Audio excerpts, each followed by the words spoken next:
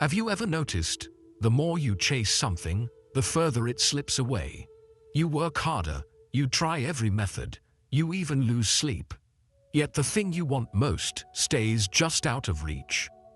What if the problem isn't that you're not doing enough, but that you're doing too much? What if the universe is already bringing you what you deserve, but your restless energy is pushing it away? In Buddhism, there is a quiet truth. Life delivers its greatest blessings, not to the ones who fight the hardest, but to the ones who learn to be still.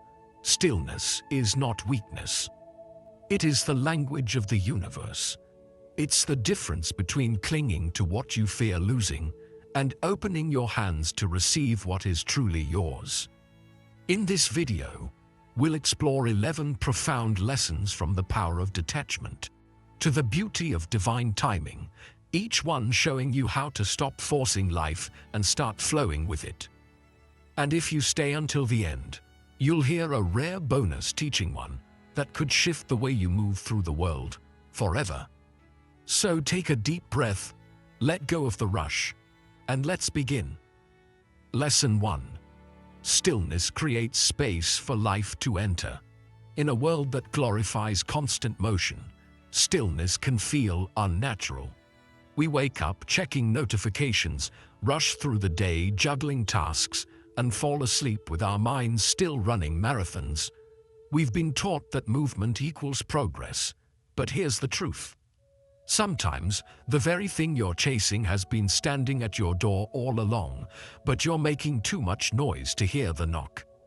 Buddhist wisdom teaches that the answers, the opportunities, even the peace we're searching for often arrive quietly. Imagine trying to spot your reflection in a pond while someone is throwing stones into the water. The ripples distort everything, and no matter how hard you look, the image never becomes clear. That's what inner noise does it, the guidance life is already offering. But the moment the water stills, the reflection appears naturally. You don't force it, you simply allow it. Life works the same way. Peace, like a feather landing on a still pond, can only rest where there is quiet. If your mind is filled with urgency, imagined deadlines, and constant what-if scenarios, there's no space left to notice what's already within reach. You might be so focused on chasing the next thing that you miss the blessing sitting right beside you. The universe is not ignoring you, it's simply waiting for you to slow down enough to receive. Think of it like holding a cup that's already overflowing. No matter how much more is poured, nothing new can stay, it spills over and is lost. The same goes for your inner world. If you're too full of worry, overthinking, or the need to control every outcome, there's no room for what you've been asking for to truly land. And sometimes, what we think is bad timing is really just life waiting for us to clear space inside ourselves. Here's something to reflect on. What am I too full of to welcome what I've been asking for? Sit with that question. It might be fear. It might be the pressure to match someone else's pace. It might even be the idea that you must earn everything through struggle. Whatever it is, notice it. Awareness is the first step to letting it go. Stillness is not about doing nothing. It's about creating space for the right things to enter. It's about trusting that you don't have to micromanage the universe for it to work in your favor. When you quiet the noise within, you don't lose momentum, you gain clarity. And clarity always knows the fastest path forward. So, for just a moment, breathe, let go of the urgency, release the mental clutter, allow your inner waters to become still. Because in that stillness, you might just realize that the life you've been chasing is already closer than you ever imagined, waiting quietly for you to finally notice. Lesson 2. Desperation pushes blessings away. We've all felt it, that tightening in the chest when we want something so badly. We're afraid to lose it before we even have it. Maybe it's a relationship, a job, an opportunity, or a dream. At first, The desire feels exciting, full of possibility, but if we're not careful, that longing can quietly transform into fear. And fear changes everything. When fear takes over, we grip too tightly. We start to control, to force, to overthink every detail. But here's the paradox. The tighter you hold on, the more what you want seems to slip away. It's like trying to hold water in clenched fists. You think you're keeping it safe, but in reality, you're pushing it out. The universe, much like water, flows where there is openness, not where there is tension. Buddhist wisdom teaches that the energy we carry speaks louder than our words. Desperation might look like deep desire from the outside, but at its core, it's a signal of lack, a silent message to the universe that says, I don't believe I can have this unless I hold on for dear life. And the universe doesn't respond to panic. It responds to presence, to trust, to the calm confidence that what is truly yours can never be taken from you. Think of it this way. When your hands are clenched, nothing can enter them. But when your palms are open, you're in a position to receive. Letting go doesn't mean giving up. It means trusting that if something is meant for you, it will find you. And if it leaves, it was never to keep. This isn't just positive thinking. It's alignment with the natural law that what belongs to you will always return in the right way, at the right time. I once heard a monk say, "You cannot pull a flower into bloom by tugging on its petals. You only damage it."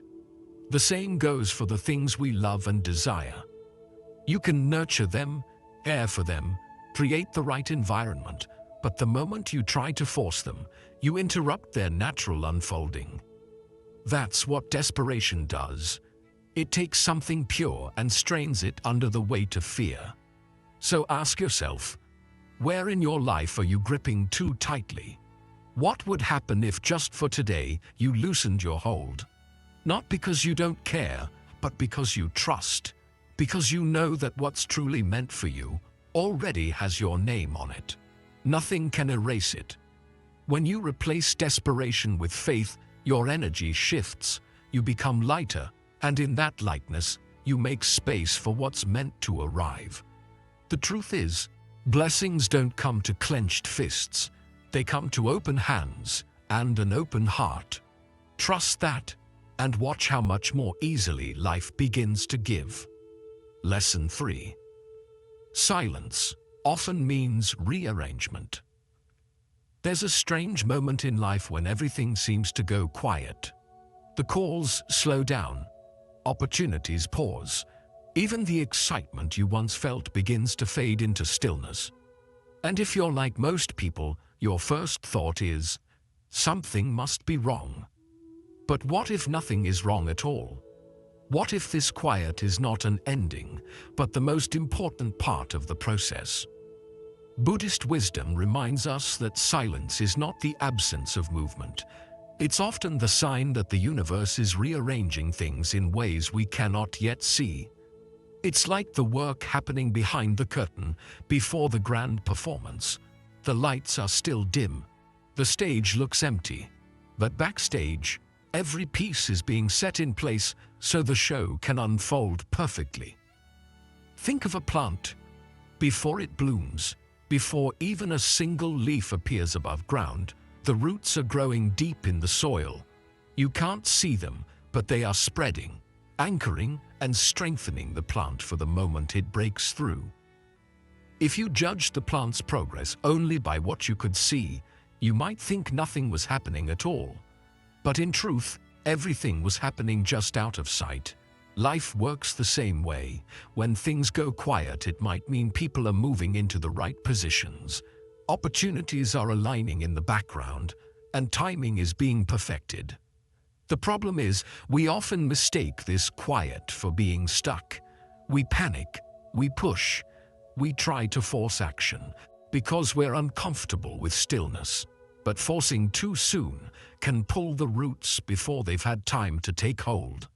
The real question to ask yourself in these moments is this: can I feel at peace without visible progress?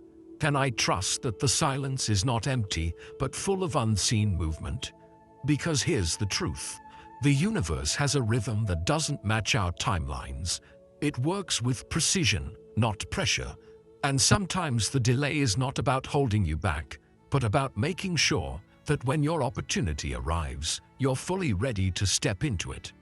So the next time life feels quiet, resist the urge to fill it with noise. Sit with it, breathe into it, let it be. Because this stillness might just be the final preparation before your next season begins. And when it does, you'll see that the roots were growing all along, deep, strong, and exactly where they needed to be. Lesson 4. Faith grows in the unseen. Faith is easy when the path is lit, when the results are clear, when the signs are obvious, when life is moving in the exact direction we hoped. But what about the moments when everything is dark, when you can't see even one step ahead? That's when real faith is tested, and that's when it has the power to grow the most. In Buddhist wisdom, not seeing doesn't mean nothing is happening. A seed doesn't begin its life in the sunlight. It starts underground, in the quiet, hidden from view. It breaks open in the dark, and only then does it rise toward the light. Just because you can't see change doesn't mean change isn't happening. The trouble is, the mind hates the unseen. It whispers, "What if nothing is moving? What if you've been forgotten?" And that whisper can quickly turn into fear, restlessness, and doubt. But the universe doesn't measure progress by how much you can see. It moves according to deeper laws, many of which unfold in silence. The sun doesn't rise because we stare at the horizon. It rises because it was always going to. So here's the real challenge. Can you trust the process even when it's invisible? Can you believe that something is unfolding for you, even when there's no proof in front of you? The ego demands evidence. The soul understands timing. Faith is choosing to lean into that timing, even when every part of you wants to rush ahead. I once heard the story of a monk who planted a seed and returned to it every morning. Day after day, there was no sign of life. A traveler passing by asked, "Why do you keep coming back?" "Nothing is growing." The monk smiled and said, "It is growing, just not where you can see it yet." Weeks later, a small green sprout broke through the earth. It had been alive all along. That's how life works. Some blessings need time beneath the surface before they can meet you. Some chapters are written long before you read them. And some changes are already in motion, not because you can see them, but because you've already aligned with them inside. So when the path is unclear, keep walking. When the night feels long, trust the dawn. The unseen is not empty. It's the workshop of the universe, quietly building what you've been asking for.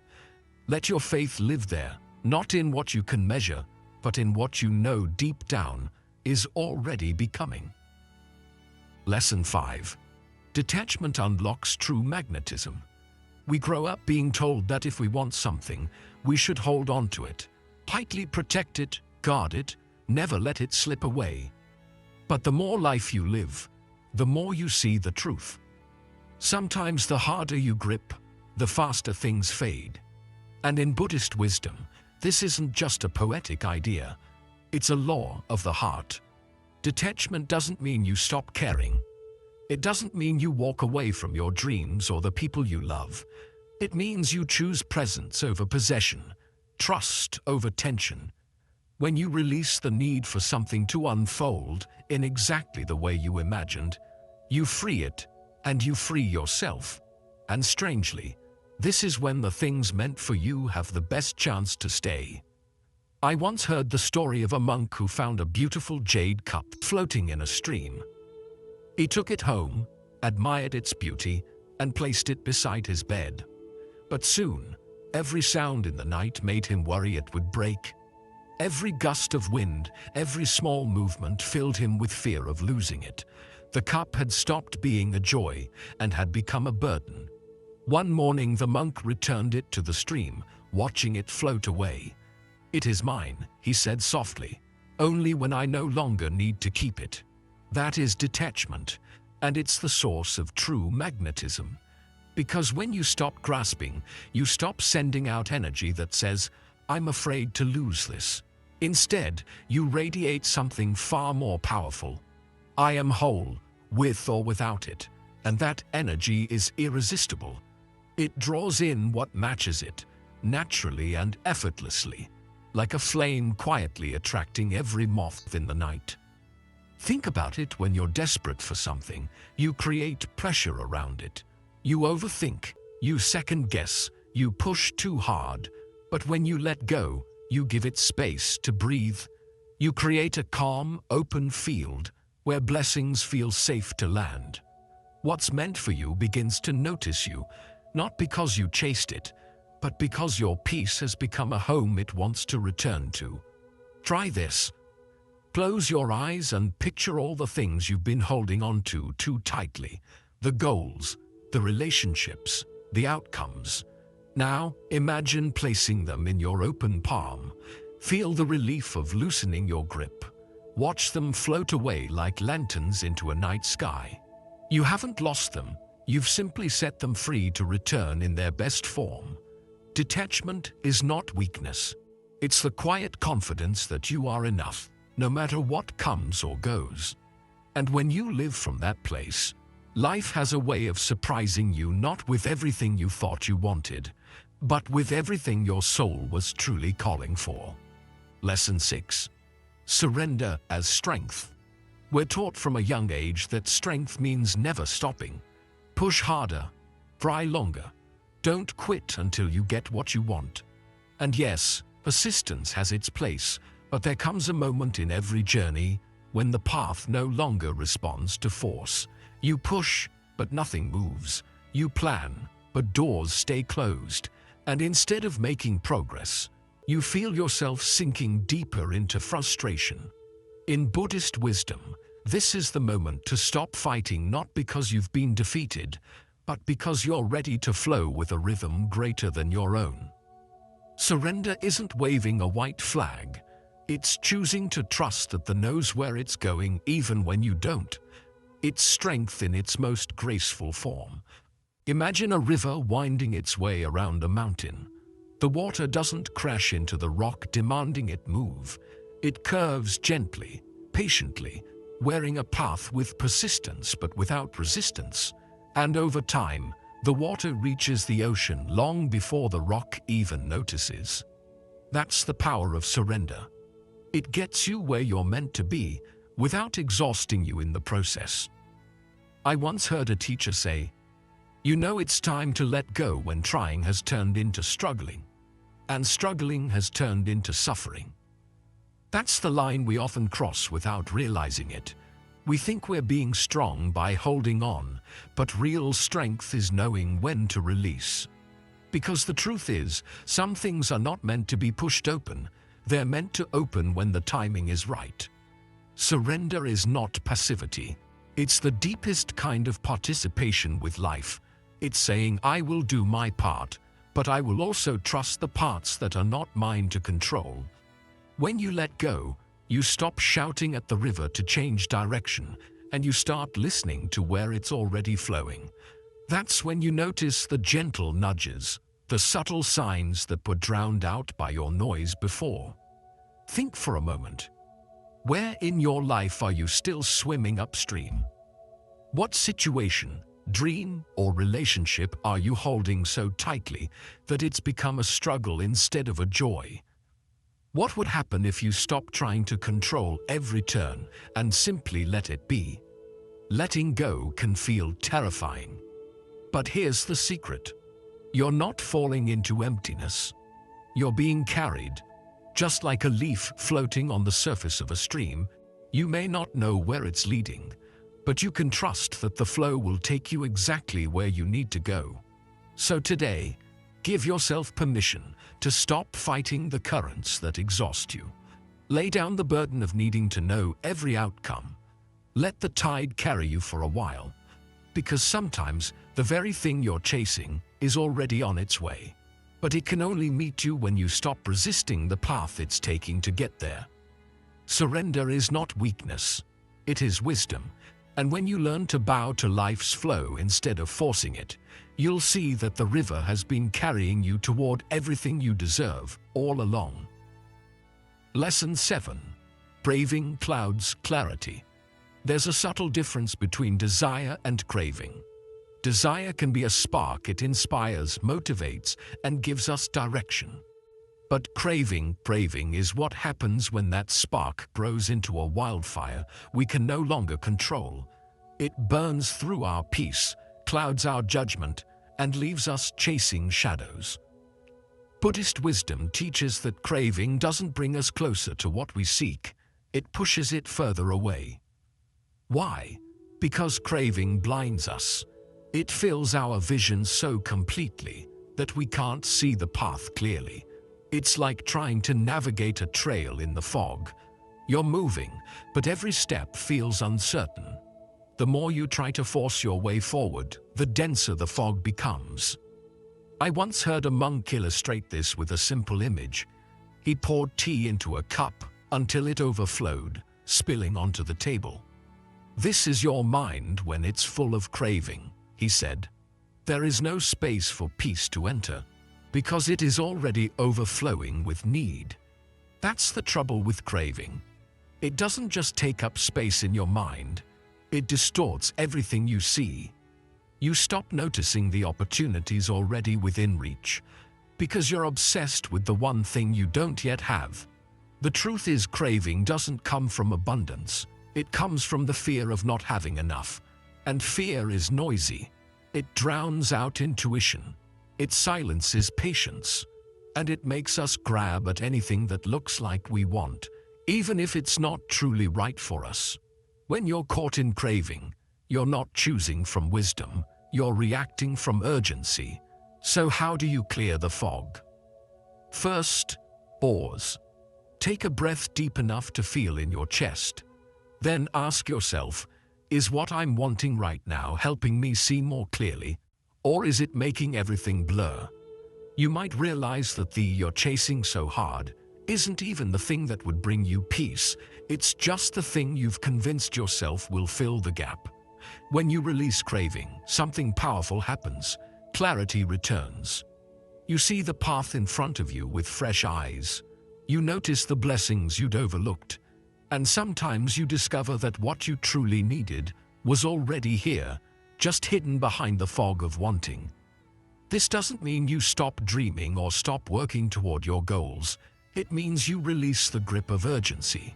You replace the pressure to have it now with the trust that it will come when the time is right. Peace is not found when you finally collect everything you want. It's found when you no longer need everything to go your way in order to feel whole. Let the craving fall away, like mist dissolving in the morning sun.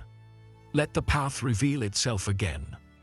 You may be surprised to find that the clarity you've been searching for wasn't out there at all. It was waiting for you in the stillness all along. Lesson 8. Calmness is the universe's language. If you've ever tried to hear someone whisper in a crowded room, you know how impossible it feels. The noise drowns out the message. And yet, this is exactly how many of us live, surrounded by the noise of our own thoughts, unable to hear the quiet guidance that's been there all along. Buddhist wisdom teaches that the universe does not speak in shouts. It speaks in whispers. It doesn't push or force its way in. It waits for calm. Calmness isn't about doing nothing. It's about creating a state within yourself where truth can be heard clearly.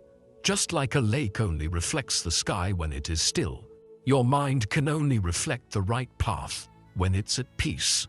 There's a story of a man who sat at the edge of a forest every day, falling out to the wind for direction. He would beg for signs, demand answers, and shout his questions into the air. One day, an old monk joined him and sat silently. Minutes passed. The wind shifted, leaves rustled. A single feather drifted down in front of them.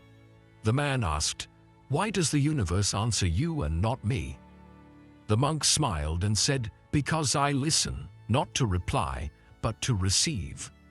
When we are desperate for answers, we tend to make more noise. We overthink.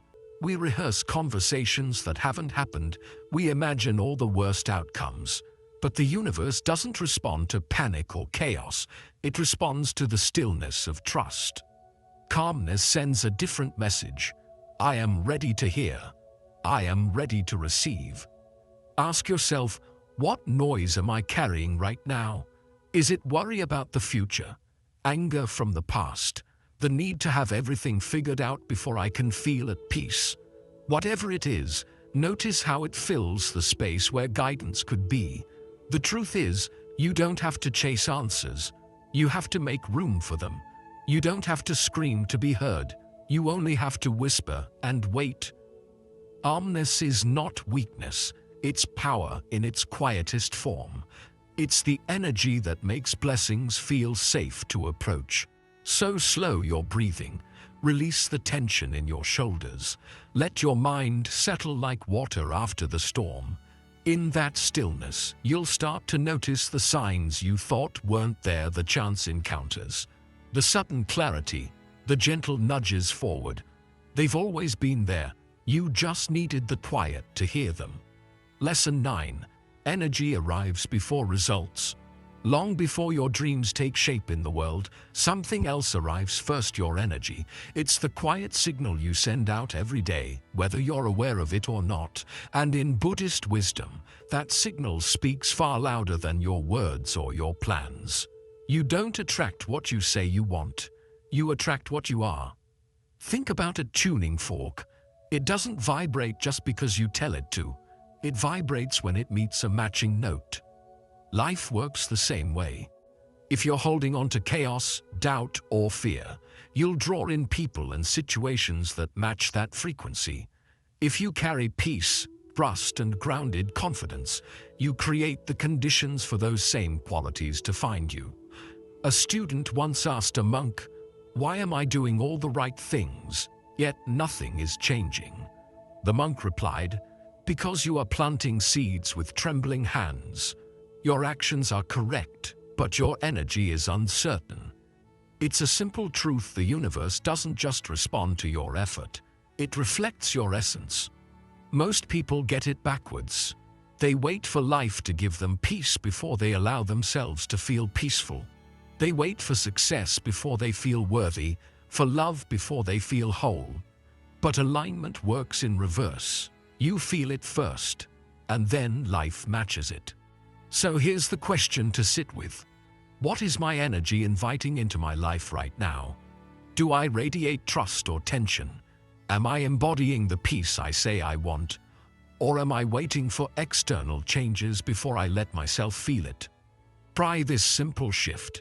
Each morning, before the noise of the day begins, take a few breaths and step into the version of yourself who already has the peace, love, or success you're seeking. Feel what it's like to live in that space. Carry that feeling with you, not as pretending, but as practicing alignment. Because when you hold that frequency consistently, something changes, not in the distant future, but now. You start to notice opportunities that match your energy. You start making choices that align with your vision. And life responds, not because you begged it to, but because you've become a match for what you seek. Remember, results are the echo, energy is the voice. Send out the signal of the life you want, and watch as it quietly begins making its way to you. Step by step, moment by moment, until one day you realize you're living what you once only dreamed. Lesson 10. Timing is sacred. We live in a world obsessed with speed. Fast results, instant answers, overnight success. We've been conditioned to believe that if something takes too long, it must mean we're falling behind. But life, in its quiet wisdom, does not follow our deadlines. And in Buddhist teaching, timing is not just a detail, it is sacred. Not everything blooms in spring. Some flowers open in the heat of summer, others wait for the gentle cool of autumn. They don't force themselves open before they're ready, and they're never late. They bloom in the exact moment nature intended. Your journey is no different. The trouble is, when we can't see progress, we start to panic. We look around and notice others moving ahead. We think, why not me? Am I missing my chance? But a seed buried in the soil doesn't panic just because the plant next to it has already sprouted. It knows that growth is happening and the dark roots are forming. Strength is building so that when it finally breaks the surface, it can stand tall and steady. I once heard a teacher tell a story about a young monk who asked, "Why is my progress so slow? I meditate, I practice, I serve, yet nothing changes." The master took him outside into the night and pointed at the sky. "Where are the stars?" he asked. The monk frowned. "I can't see them." The master smiled. "Because it's not dark enough yet." And that was the lesson. Some things can only be seen. Some wisdom can only be received when the moment is perfectly aligned. This is why patience isn't just waiting, it's trusting. Trusting that every delay is part of your preparation. Trusting that the universe is arranging not just the what, but also the when. Because the wrong timing can turn even the right thing into a burden, while the right timing makes it effortless. So instead of treating time like an enemy, learn to see it as an ally. When life slows down, ask yourself, what is this moment preparing me for? What skills, insights, or inner strength am I meant to gather before the next chapter begins? The stars will appear when the sky is ready. The doors will open when the path is clear. And when that moment comes, you'll realize the wait wasn't a pause. It was a perfect, sacred rhythm, carrying you exactly where you were meant to go. Lesson 11. What you deserve isn't given, it's recognized. We often think we have to earn everything: love, respect, success, even our own worth. We work harder, achieve more, and push ourselves to prove that we're deserving. But in Buddhist wisdom, what you truly deserve is not something life hands you like a prize. It's something that's recognized the moment you align with who you really are. Think of a lighthouse. It doesn't run up and down the shore, begging ships to notice it. It doesn't flash brighter in desperation or try to prove its value. It simply stands tall, steady, and lit. And because it shines without apology or insecurity, the ships find it naturally. That's how what's meant for you works. It's drawn to your light, not your effort to chase it down. The problem is, most of us have been so busy trying to be chosen that we forget to simply be. We wear masks to match the expectations of others. We chase goals that impress others but leave us feeling empty inside. And when what we desire doesn't come, we believe it must be because we're not enough yet. But the truth is, the universe will never send the right blessings to the wrong version of you. I once heard a monk ask a seeker, "In all your striving, have you ever paused just to be yourself?" The seeker looked puzzled and asked, "To be what?" The monk smiled softly. "To be you. Not the you who performs, not the you who hides, but the you who is whole, even without anyone's applause." That's the space where true recognition begins. When you stand in your truth, without bending to win approval, life starts to change. You're no longer chasing, you're glowing. You send out a clear message: this is who I am, and I am ready to receive what belongs with me. And the right people, opportunities, and moments begin to arrive. Not because you pushed for them, but because you became the version of yourself they were meant to recognize. So ask yourself, am I trying to prove my worth, or am I living from it? Am I dimming my light to meet someone else's expectations, or am I letting it shine at full strength? Because when you stop trying to earn what's already yours, you stop blocking it. Stand like a lighthouse, steady, sure, and bright. Let what's meant for you notice you and return to you. Not to the version of you that's chasing, but to the one who remembers, I am already enough. Bonus lesson. The universe responds to inner stillness, not outer struggle. In a world that praises hustle, we're taught that movement equals progress. If you're not always doing, pushing or chasing, you must be falling behind. But in Buddhist wisdom, many of life's deepest shifts don't come from force. They come from stillness. Stillness isn't the lack of action. It's the presence of alignment. You could take 100 rushed steps in the wrong direction and end up further from where you need to be. Or you could take one calm, intentional step from a place of clarity, and that alone will bring you closer to your path than all the rushing in the world. I once heard a teacher compare it to a cup of tea. If the cup is already full, filled with worry, fear, and constant planning, there's no space for anything new. The tea will simply spill over. But when you empty the cup, when you quiet the noise inside, you create room for the universe to pour in exactly what you need. Picture a garden at dawn. The air is still, the leaves unmoving. In that quiet, the dew forms and the light gently touches the earth. Growth doesn't happen because something forced it. It happens because the conditions invited it. Your life works the same way. When you are calm, grounded and open, what is meant for you begins to grow naturally. Ask yourself, are my actions coming from trust or from fear? Am I moving because I'm inspired or because I'm afraid to be still? Often we confuse constant activity with progress, when in reality we're just running in circles, too busy to notice the doors that are already open.